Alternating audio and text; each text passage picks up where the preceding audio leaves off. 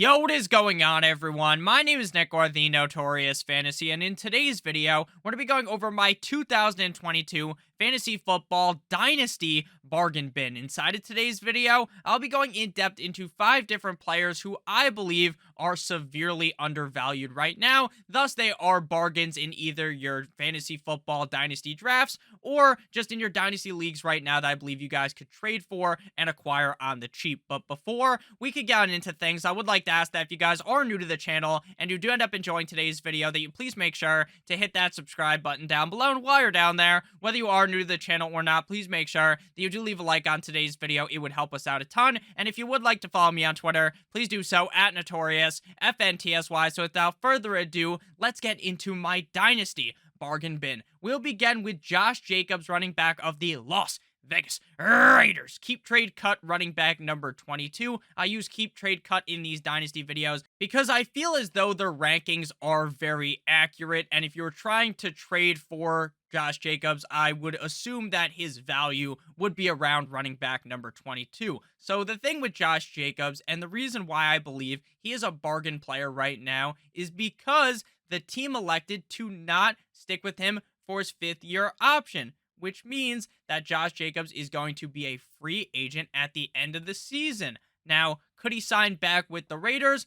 Probably not, because they declined his 5th year option. But I think even in the future, Josh Jacobs is a good enough running back to command starting touches in the NFL going forward, just like he did in Las Vegas. And if you're looking at this as these are bargain players that are going to help me instantly. These are all players that are going to help you in year number 1 in 2022 when you trade for them. So even if Josh Jacobs gets put in a shittier situation going forward, at least for this year, I think he is really going to be able to help out your Dynasty squad and potentially propel you to win your Dynasty Fantasy Football League. So in 2021, Josh Jacobs played in 15 games, finishing as the running back number 14.5 PPR and the running back number 18.5 PPR points per game. He had 217 carries on the season, 14.5 per game, ranking 11th at running back, 872 rushing yards, 58.1 per game, 15th, 64 targets, 4.3 per game, 9th, 54 receptions, 3.6 per game, 5th, for 348 receiving yards, 23.2 per game, 14th at running back, and 9 total touchdowns, 14th at the running back position. So one of the more interesting things about those stats as I read them off was I was very interested to see that Josh Jacobs was both top 10 in targets as well as receptions. Because when you think about Josh Jacobs, you're not really thinking about a guy who's going to get 70 potential targets on the season. You're thinking about a guy that is a bigger bruiser back that is, good when he gets in the open field, but he's not necessarily a guy that you envision catching that many passes.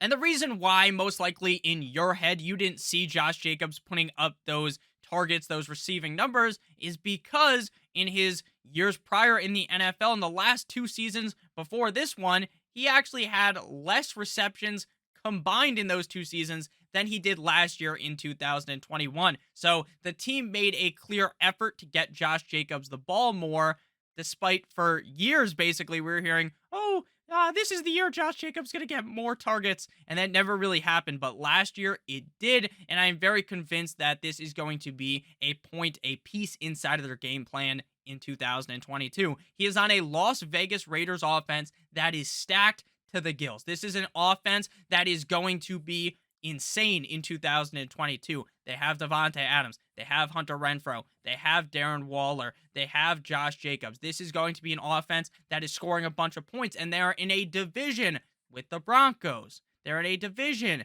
with the Chiefs. They're in a division with the Chargers. This is going to be a loaded division that has a bunch of games that are very high scoring. Some of the highest totals on the season, I believe, in terms of point totals, will occur in games in this division.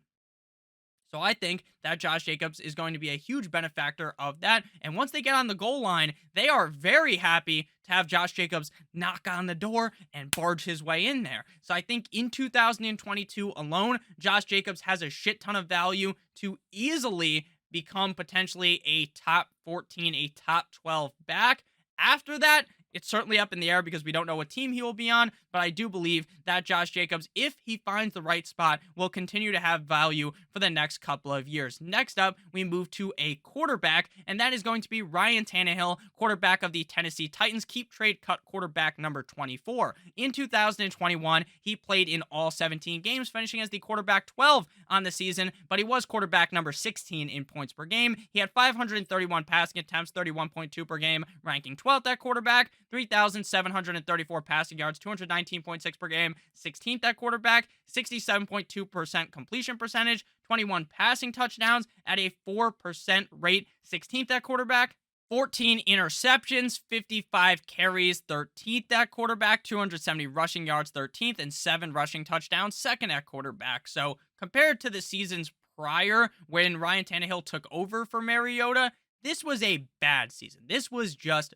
bad. And Ryan Tannehill, towards the end of the season, especially in that playoff game up against the Bengals, it looked like he had no fucking idea what he was doing. But I do believe in 2022, there is at least a lot of reasons to believe that he will bounce back. Last year, the wide receiver core around him was decimated by injury. Julio Jones was out for points in the season. We saw A.J. Brown out. And then outside of when A.J. Brown and Julio Jones aren't out there, fucking Nick Westbrook-Ikhine is the best wide receiver out there. So the wide receiver core was decimated. They lose Derrick Henry halfway into the season. And Derrick Henry is like the heart and soul of the team, right? He is the key player in this offense. So losing him was a humongous blow to this offense. So the team was injured. So Ryan Tannehill didn't have all that great of a season.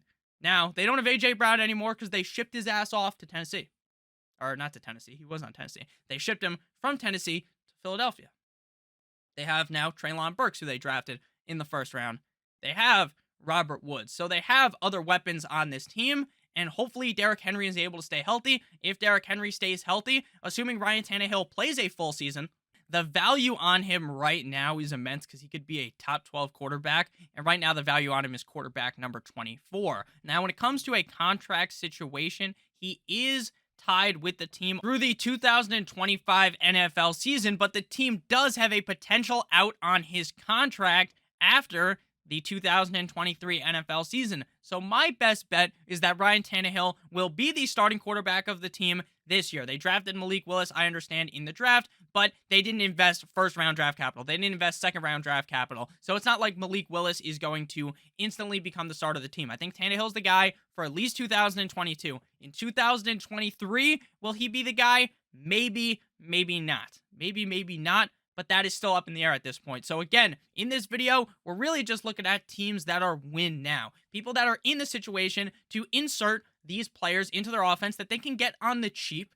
You insert them onto your team, and they instantly help you out. They propel you to potentially become a championship team. And I think if we are just looking at the 2022 NFL season, Ryan Tannehill is drastically underrated. And even if he's gone from Tennessee after this year, the odds that he's a starter in the NFL, in my book, is still relatively high. Before we get into my third player of 5 in today's video, I would like to let you guys know that today's video is sponsored by Underdog Fantasy. Underdog Fantasy is known for their NFL best ball tournaments. However, Underdog does not stop there. Underdog has plenty of other contests for you to compete in, including live draft contests and pick'ems in which you can make up to 20 times your entry fee. Use promo code Awesemo, AWESEMO, to get a first match deposit bonus of up to $100. And you guys can go ahead and get started on Underdog Fantasy today. If you don't feel like typing in the promo code Awesemo, just click on the link in the video description. It will automatically input the promo code for you to help you guys get that deposit bonus of up to $100. Over on the Best Ball channel, the Awesemo Best Ball channel, we do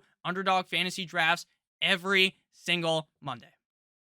Every Monday on live. So if you guys want to draft with me, you want to draft with us, then go ahead and head on over there every single Monday. And I will be tweeting it out right before every single time so that you guys make sure that you can get on in there. So back on into the video again, promo code Awesemo for a first match deposit bonus of up to $100 on Underdog Fantasy. Our next player here is going to be DeVante Parker, wide receiver of the New England Patriots. Keep trade cut wide receiver number 78. In 2021, he played in 10 total games for the Miami Dolphins, finishing as the wide receiver number 69 in half PPR. Very nice. I like wide receiver number 46 in half PPR points per game, tied with Van Jefferson, Quintez Cephas, and Brandon Ayuk. So he didn't have all that great of a season even when he was healthy, but he did show some flashes of greatness and was pretty valuable for a couple of weeks on the season. He had 73 targets, 7.3 per game, ranking 51st at wide receiver, 40 receptions, 4.0 per game, 65th at wide receiver, 515 receiving yards, 51.5 per game, 65th at wide receiver, and 2 total touchdowns, 79th at wide receiver. So DeVante Parker didn't have this crazy season in 2022. He was banged up. The quarterback situation in Miami was a little bit shitty because Tua got hurt and then Tua's healthy, but Brian Flores says, let's start Brissett anyway. So things weren't really the best for DeVante Parker last year, but now he goes to the Patriots. And on paper, the Patriots might be a worse team than the Dolphins.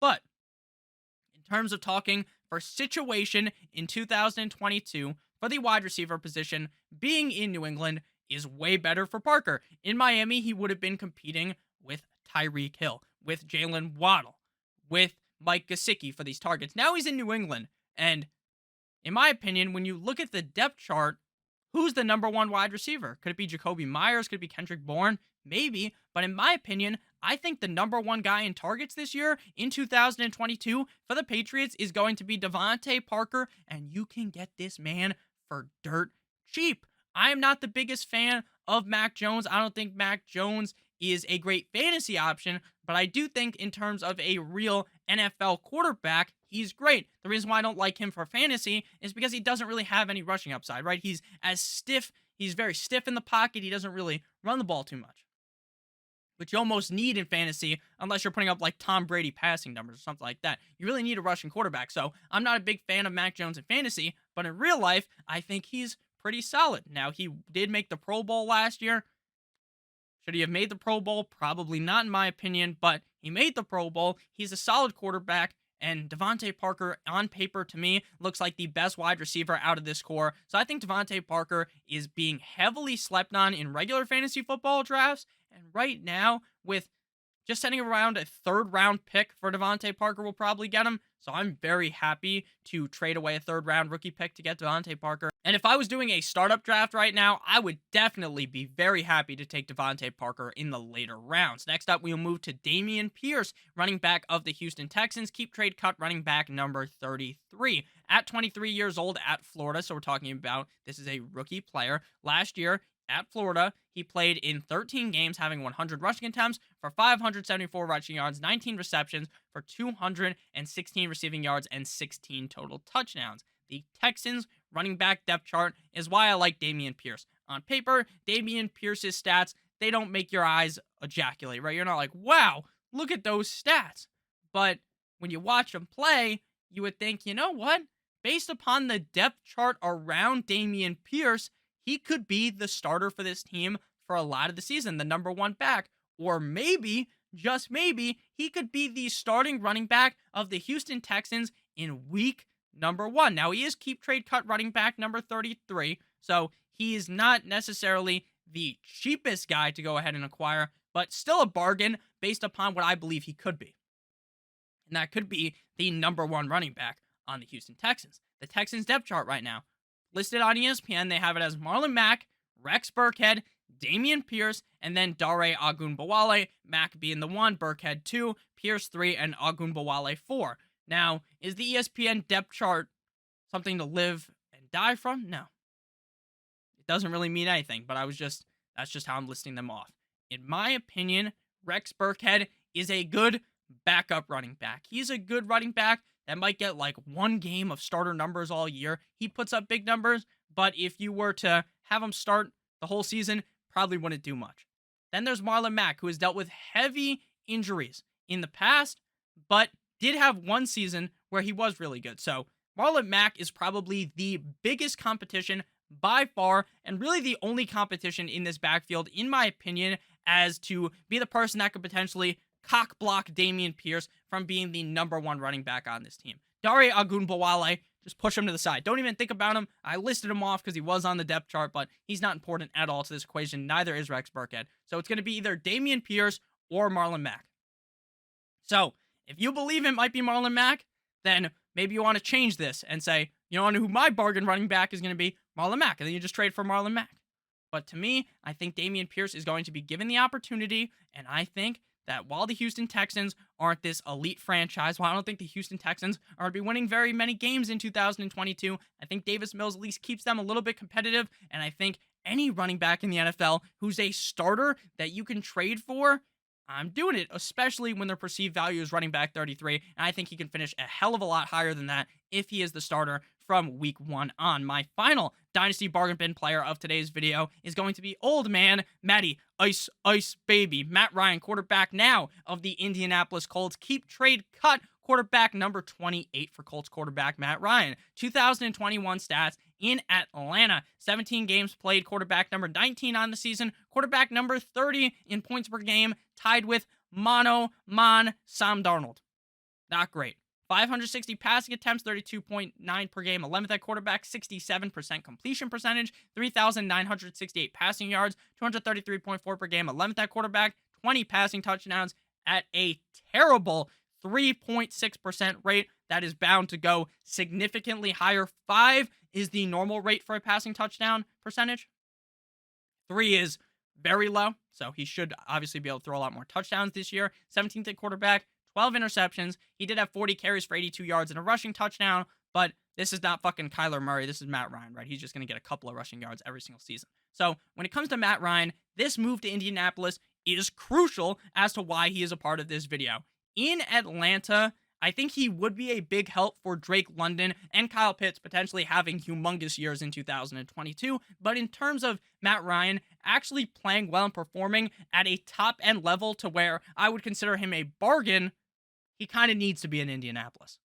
I think the upgraded offensive line, the upgraded running back, the upgraded wide receiver core, because last year Calvin Ridley was not really there for the team. So this is a big upgrade compared to what he had in Atlanta. And while Matt Ryan hasn't been putting up those crazy MVP numbers that he was putting up a couple of years ago when they made that push to the Super Bowl that they ultimately choked away 28-3, blah, blah, blah. Everyone knows the fucking story. But while Matt Ryan hasn't been that peak Matt Ryan, he hasn't been terrible, and he's been with a not-so-hot team. So moving to Indianapolis with a better offensive line, the better running back, the better wide receivers, the better coaching system, I really think that Matt Ryan could be very successful this season for those reasons, and be someone that sneakily gets into the top 12, gets into the top 10, and people will be surprised. People will be surprised, even though Matt Ryan has shown us in the past that he can be that guy, and he moved to a situation that is really good. And I believe over the last couple of years where they've had Carson Wentz, Jacoby Brissett, they've had 12 kids, fucking Phillip Rivers starting at the quarterback position. I really think Matt Ryan is the best quarterback to suit up for the Colts since Andrew Luck. So thank you guys all so much for watching today's video. If you did end up enjoying, please make sure that you hit that like button down below, as well as hitting that subscribe button if you're new, and let me know down below in the comments some other Dynasty bargain bin players that you guys think I should have discussed in today's video. I love talking to you guys down below in the comment section. I hope you guys do have a great rest of your guys' day, and as always, good boy.